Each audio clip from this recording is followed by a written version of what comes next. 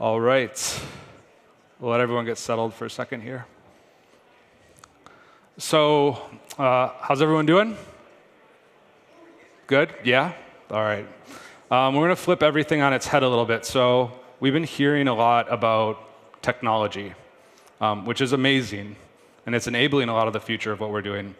But we're going to talk a lot about the opportunity that the entire gaming industry has going forward, which I think is a lot brighter than many of us realize. I know last year was tricky, but we're going to talk about that. So we're going to talk about how the future of all experiences are going to be dependent on gaming and how big of an economic opportunity that is.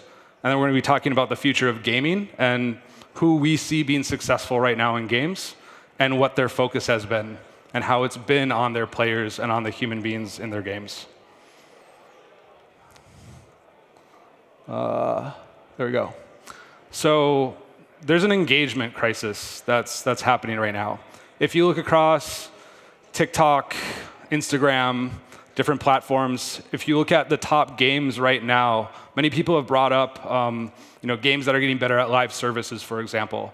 But if you look at their engagement metrics compared to what they might have been 2-3 years ago, a lot of things are declining. So one of the things we were able to measure at our company is this thing called focused attention. And we've seen a year-over-year decline in focused attention over the past 5 years. Human beings have less and less of an ability to attend to digital products.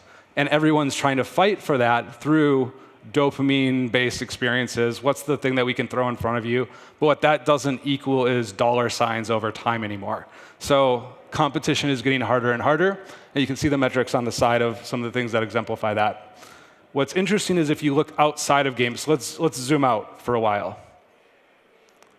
If we look at all the major companies that are out there, literally 80% of them are saying we're going to be competing on customer experience. That's right now. That's not last year, that is now. And so when you talk to major brands, whether it's Coca-Cola or Nestle, they have teams that they're spending tens of millions, sometimes upwards of even $100 million, saying, we got to figure out this experience thing. And pretty much all of them are talking about gaming. And then our whole industry goes and looks at these guys and goes, well, this is hilarious, and we laugh and everything. But we're a $200 billion industry. Companies like United Health, they make $320 billion a year. They could buy our industry in a second. So these people, these experiences that are coming to us, there's an incredible amount of opportunity that's going to be happening in the next 5 to 10 years. So these are estimates. This is Citibank, so take it for what it's worth. But the metaverse, saying the metaverse is going to be worth $13 trillion by about 2030 or so. If you ask ChatGPT, I think it said 12 trillion. So you want to trust Citibank or ChatGPT? I don't know. McKinsey said 5. Either way, if you think of that industry and what we're capable of there financially, it's a profound amount of capital compared to the $200 billion industry that we're in today. And if we look at this, this past year, we hear IDFA, user acquisition, challenges. If you look at the Web3 space, cost of user acquisition, we can't improve retention, or we have great retention with our players, but we can't grow our market because there's just not enough people that we can find. That's a pretty common story with a lot of the Web3 companies we work with. Now, brands and consumers need deeper ways to connect, fundamentally speaking. It goes back to the experience economy that it really started in 2020, and then COVID kind of threw a wrench in it. So during COVID, a lot of people bought durable goods. They bought new TVs, they bought dishwashers, things that you're living at home, so you need a new stuff. But you don't buy a new dishwasher every 10 years, or every year, maybe every 10 years. So the experience economy, if we look at 2024 and you look at the numbers, it has kicked off again. And just kind of going back to that, if we look at the history of economics, where we had goods, you go and buy some coffee beans, and then services came about. I go to the store, I buy a coffee from Starbucks or something like that. But now what a lot of people want is an experience. The cost of the coffee is because I get to sit in a leather chair and listen to some jazz or something like that. And the reality is experiences, they're much more memorable. So if you look at the human being and the psychology behind an experience, people actually get far more positive emotions before an experience, during an experience, and also after an experience, as opposed to purchasing a good. So if you want to buy a new iPhone or a new TV, if you measure the amount of positive emotion the person has before, during, and after, it's actually much more diminishing returns in terms of goods. And in terms of Web3, this is also one of the challenges that Web3 games have had, where there's been a focus on ownership over experience. And it's not that ownership is bad. Ownership actually produces more and higher levels of altruism in people. But it's about the right mix, and it's about creating an experience with the game. So this is getting into, we look at all these big brands, all these big companies. There's an experience economy, and if you think of like the experience economy and the metaverse, they're kind of like two big solar systems that are about to collide. And it's going to happen. It's not if, it's when. So is it 3 years from now? Is it 10 years from now? We don't know, but it's happening as we speak, and there's a lot of money. Like we were even talking to Cargill. You know, most of you probably don't know who Cargill is, but 99.9% of people in the world have eaten a Cargill food product. They're a private company that makes $300 billion a year. They have a gaming unit, and they're probably pretty bad. So they need your help. You know, they need our help. They need people who know how to build experiences and make games. And the natural evolution of what we're doing is games. So play is interesting. I used to be an adventure-based psychotherapist. If you try to get somebody's brain to change, and you just talk to them or work with them or do normal therapy, it takes about 400 repetitions to create that new neuron. In a state of play, it takes like 10. The thing is, play is, it's unrestricted. There's a sense of safety. There's a sense of fun. We work with a lot of the major Web3 games. And one of the things we found early on was that play decreased as people started to speculate and own more. So, you know, think of going to a pub with your friends. You know, if everyone's there to play, have a good time, it's probably fun. If you have 60% of your friends that are there to work and make money, it's not as fun anymore. So if you think of a lot, what happened kind of in version of one of Web3 games, we tend to focus on this ownership aspect far more than the play aspect. And when you have the play aspect, then things tend to work. It's kind of like, I don't know, if you're making soup and you have cayenne pepper, you put a little bit in, it's great. Too much, I don't know, no one probably wants to eat it. But play, really, if we look at like the last 5 years, TikTok, et cetera, it's been a lot of like the race to the bottom of the brainstem. And a lot of mobile games that have been out for a while, you know, they're like, how do we do, like, look at Supercell. Their revenue has been pretty flat for the last 10 years. I mean, they're still making $1 billion on games like Clash of Clans a year, which is amazing. But they're not growing. So how do you actually change that dynamic? And if we look at play in the broader experience economy, there's a lot of opportunity there. So this is kind of what I want to start out with in terms of what we got wrong with Web3 version 1. And it's still what a lot of people are talking about today. And I don't think it's sunk in yet. And of course, it's a cheap shot because it's a quote from Steve Jobs. But you've got to start with the customer experience and work backwards to the technology. You can't start with the technology and try to figure out where you can sell it, where I can sell it. There's a lot of conversations about, I think Avalon's a great example. If any of you have seen the game Everywhere, super cool. Like, these games are leveraging a lot of these technologies in amazing ways. But how do we even know that people are going to be there? It's not Field of Dreams. It's not like if you build it, they will come. Like, we've created so much success in this industry that, you know, it's not even the Netflix problem where, you know, Netflix has a huge discoverability problem. You go on Netflix, there's so much content. Where do you go? What we have is actually a resonance problem. Does this game resonate with me over time, and is it enduring for me? And in order to know it's going to resonate with someone, you have to understand the person. So the next generation of games and who's going to win It's going to be the game companies that really, really understand audiences. And you start with who your audience is today. So, I mean, we, as a company, we have the pleasure of working with some of the biggest games in the market, and you really see who gets it and who doesn't, and who's getting ready for the next generation, where you can't just stand out and say, you know what, merge games are cool, dragons are cool, let's make merge dragons. Okay, cool, we made a bunch of money. The content's already there. People have already done that. The driver that you have and the distinct unfair advantage you have as a developer today is that massive experience economy is not here yet. We all know how hard it is to make games. They don't. They're trying to figure it out. And gaming has always been this industry of, well, we know how to do this, but you don't know how to do this. There's already starting to be game companies out there who are going, we don't care, we'll work with Coca-Cola.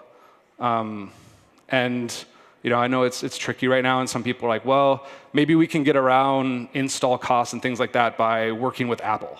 And Apple Arcade will give us money or things like that. There's a lot of workarounds here, but the future is coming. That's not going away. And so if you as a company are investing in understanding your audience, and I'm not just saying like who they are demographically. There's the famous example of like King Charles and Ozzy Osbourne, where they're both 77-year-old males from the UK, same income tier, exactly the same. I don't think Ozzy and King Charles would want to play the same game. Just putting that out there. So to speak to this, what we're seeing right now per that Merge Dragons example, and I'll talk a little bit about some games that are doing this really well right now. The games that we're seeing making money, growing, scaling, thriving, they're privy to all these technologies that are being talked about. And I think they're all important in different ways. But what they're paying even more attention to is the psychology of their audience, because that doesn't just let them optimize the current games they have, that lets them know what games they should make next, what brands they should partner with, how they should scale their overall company. I think one of the best questions we ask when we're looking at working with game companies are you building a game or are you building a studio? Especially if you're building something. A lot of people just think in terms of a game. That's not a really investable future. But if you build a game and you understand a group of people better than anyone else, you're going to be able to continue to build for those people and grow for those people better than anyone in those other industries have. And if you look at just touch points, think if I buy a coffee at Espresso House or Starbucks in the United States, that's one small touch point. If you open up a mobile game, which I think it was like 78% of kids in the United States this year said the number one thing they want for Christmas is a game or a game-related purchase. So just economically, think of that. It's a $200 billion industry. 78% of the US population wants games. Why are we making so little money? There's a lot. That's a whole other talk. We could talk about Apple and other things there. But if we look at the future of game development, the people that are really killing it right now are really, really focusing on not just the behavior of their audience, not just the demographics of their audience, but the psychology of their audience. So I want to use one use case here, and I put this up on purpose because I had a feeling not very many people were going to talk about these guys. This is a Web3 game. If you go in your app store right now, it's one of the top 10 games in sports. You can purchase NFL cards in the app store. And everyone was talking about these technologies about getting around. No, they're already doing it. Like Mythical Games is already doing it. And why the NFL? So we sat down with them and said, if we look at the past 3 years of Web3 games, one of the problems we saw over and over and over again is companies coming to us and saying, yeah, our retention metrics are amazing. Our high LTV users, they're awesome. Cool, how many of them are there? Can you scale it? That's been tricky. And what we did was say, let's look at an audience of people who are like blockchain light. So they heard about NFTs or they heard about Coinbase, but they actually didn't have wallets. And if you actually look at the number one IP that group of people have, which is in the hundreds of millions, not just like tens of thousands. It's the NFL. So it wasn't a mistake that they made NFL rivals. And then when you looked at that audience of people, they're actually really different than Madden players. They are way higher on like whimsical humor. They're higher on leadership, actually, like really valuing leadership. And so a lot of the mechanics that went into this game, this is a quote from Jamie, their chief creative officer here, were based on who these people were. And the nice part about that for them was then they could actually know that when they're launching these things, they can really own that audience. And when they think about expanding that audience, they already know what their next best IPs are for this group, or game mechanics, or features. So now they're not just saying, OK, we have a really great game, but they're actually owning a whole experience around that audience. I wanted to bring these guys up because there's some localness to this here as well. I don't know if anyone's seen the trailer for this game, but it looks gorgeous. It's beautiful. So when the mainframe went out to make PAX Day, and it's a lot of the past CCP people, and they said, we want to build the MMO of the future. And a lot of you say, well, OK, what AI are you using? What generative tech are you using? What, is this on the blockchain? It's not really any of that. The thing that they did was said, we're going to make a game for a group of people, and we're going to understand them better than any other company out there. And that's what they did. So throughout their play testing, they could even test based on the different psychological groups, different personas. They would know who tested in what ways. They knew which features they were going to implement. It gave them a really clear journey. What's powerful about that, like right now, I think they have over 185,000 people that are just signed up from their videos, from the previews there. They can actually look at that group psychologically, and they know that over 70% of those people actually fit the highest LTV group from the MMO space as a whole, which from a game perspective, like this is going to do very well. It's how well is the question? I don't know. But they already have a knowing that within that audience, they're creating something. And so, we have these amazing technologies. We have these really cool things to play with. But that at the end of the day, if we're not understanding the human beings that we're creating for, what is this? I remember a couple years ago, someone was talking about Sandbox. It's like, they have 10 DAU right now?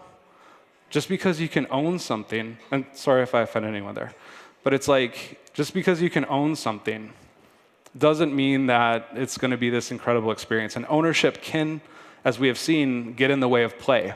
And so it's about that balance. It's making sure that we're doubling down on play, doubling down on audience, doubling down on understanding our audience, and that's what gives you the key advantage to, if you look back at that experience economy that is here and coming, that's trillions of dollars. You're going to be the people that forge the future because you will know how people want to experience better than any other company out there. So that's it. Thank you. And I'll be around for questions.